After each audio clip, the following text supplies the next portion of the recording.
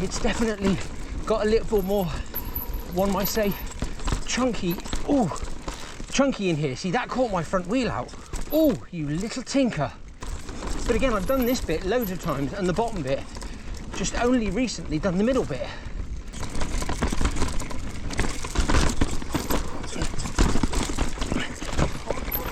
That's okay. I had to dab. Straight up through here. Pedal, pedal. Through here, through here, through here. Down through here. Slow it down, slow it down, slow it down, slow it down. And then the drop.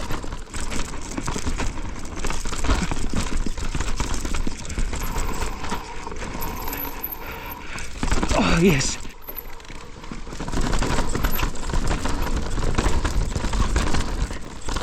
Straight down through here.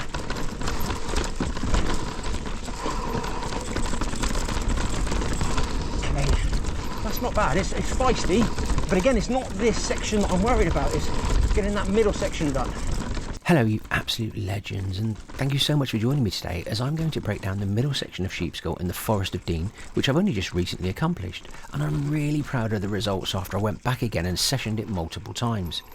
For some reason, I've only ever done the top of Sheepskull, riding it many times in summer and winter, but we've always ended up on flatlands, riding it with pride and a smile, knowing I played a tiny part in helping to rebuild it with Dean Trail volunteers who worked on flatlands. Only then do we complete the lower section of Sheepskull, sometimes not very well as you can see here, and it's only recently that I just completed the middle section. Let's start at the top of the trail. I will share some interesting features I've noticed, sessioning the section I wish to improve on, and hopefully completing my best run from top to bottom. Okay, let's try this again. Now, up through Sheepskull, I know that it's got quite washed out. From what I can see on the road, I need to get some footage. It's definitely got a little more, one might say, chunky. Ooh, chunky in here. See, that caught my front wheel out. Oh, you little tinker. That was naughty. That took my front wheel out. See, it's definitely got really quite chunky since the storms. Yeah. But again, I've done this bit loads of times and the bottom bit, just only recently done the middle bit. Okay, let's have a look and see what it looks like on the side of the road, what I was talking about, how washed out it is.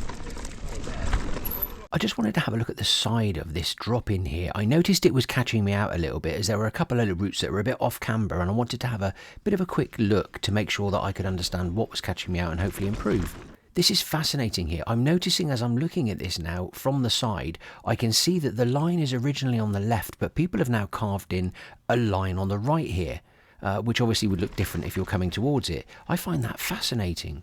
This is my friend Adam, and we actually came down here a few weeks ago where he actually helped me get through this section of Sheepskull, and we had a great deal of discussion on line choices and how to get down it, and I obviously then gave it a go after he showed me how he does it first of all, which was incredibly ridiculously fast and way above my pay grade, but at least he gave me a perspective as to what it's like when you ride it through super fast and super confident.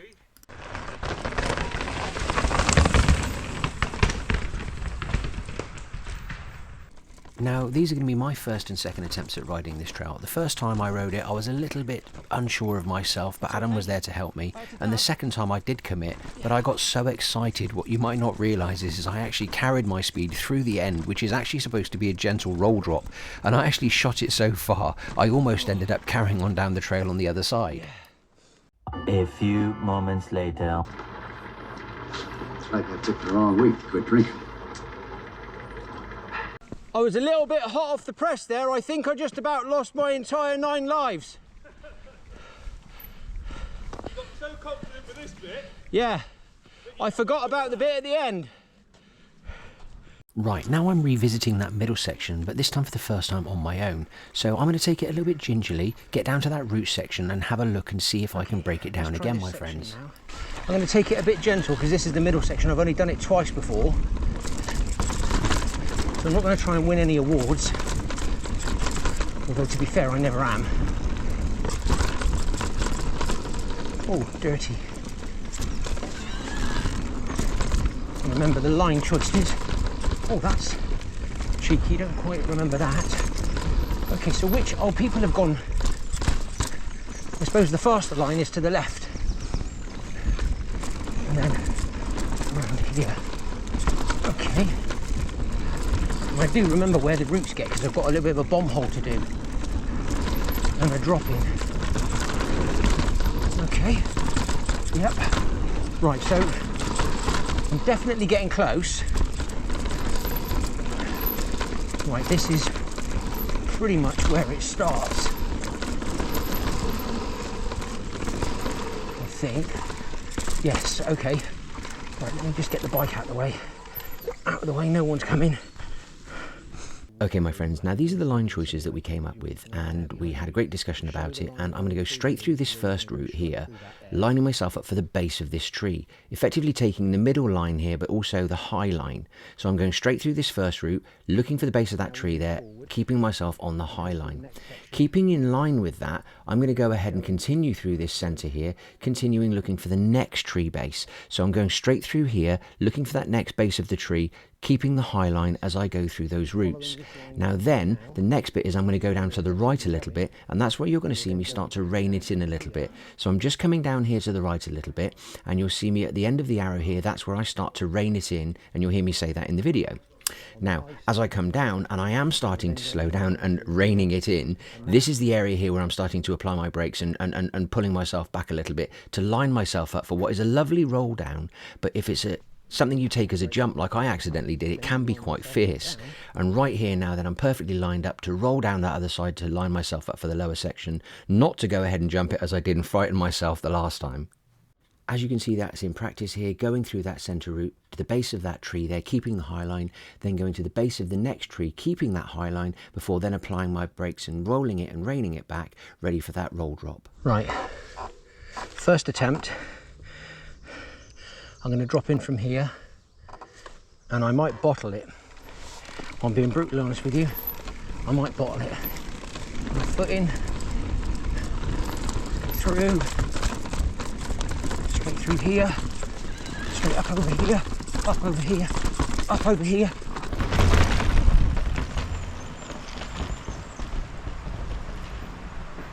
Yes, yes, yes, yes. What? Now this is Lucas, a really nice chap who I bumped into, and he recognised me in the car park, which was quite a humbling experience. He was asking what I was doing, and I was showing him I was sessioning this section of Sheepskull to try and gain some confidence and competence, and he actually said he wanted to follow me down, so I was rather humbled that he wanted to do so.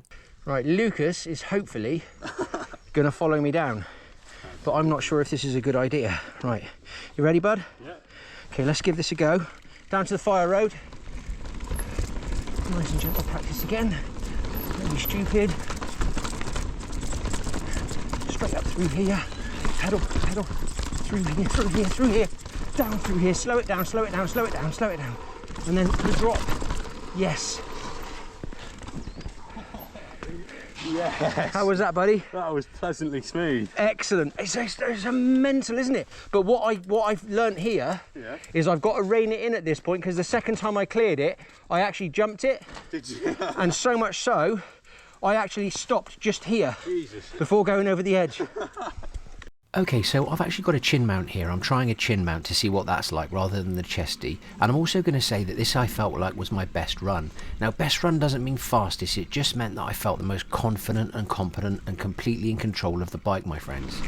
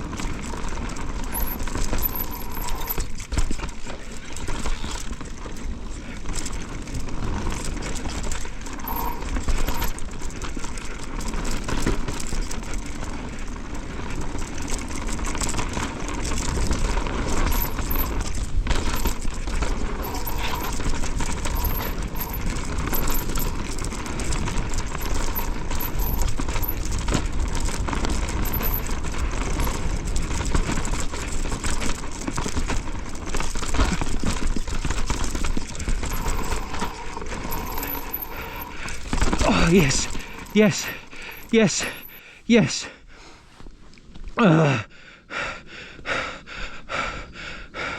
Amazing, amazing.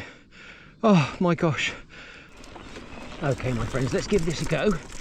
This is going to be my complete first complete run down this trail. I'm not going to try and go fast. I just want to be confident and competent.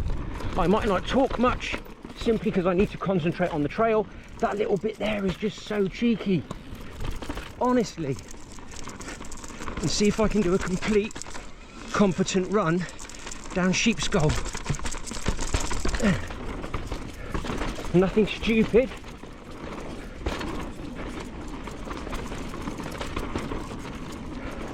I just want to make sure I've got that bike body separation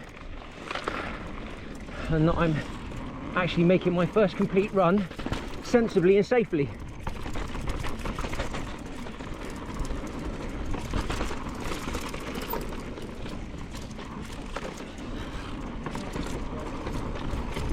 Right, messed that berm up completely. Absolutely fine. Got this one here to contend with. It's a bit janky, but it's okay. I always said I would keep stuff in the edits if I make a mistake, and I am making mistakes, but this is a first complete run of Sheepskull. Not going for a record.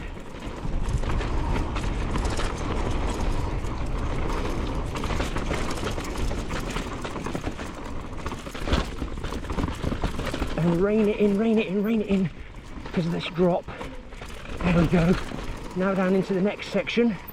Take it steady, take it steady. Got nothing to prove here. This is a first complete run.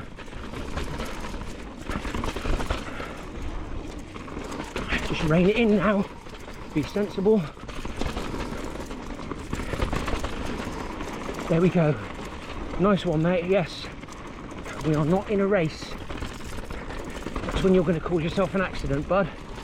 You absolute muppet. Oh, oh, cheeky. That was really cheeky. Right, this bit's a little bit oofda. Oh, lovely jubbly.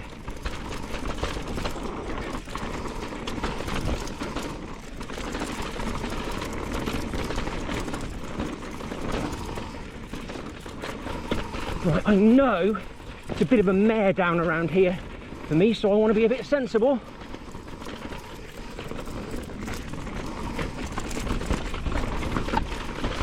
Yeah, I messed that line up quite badly.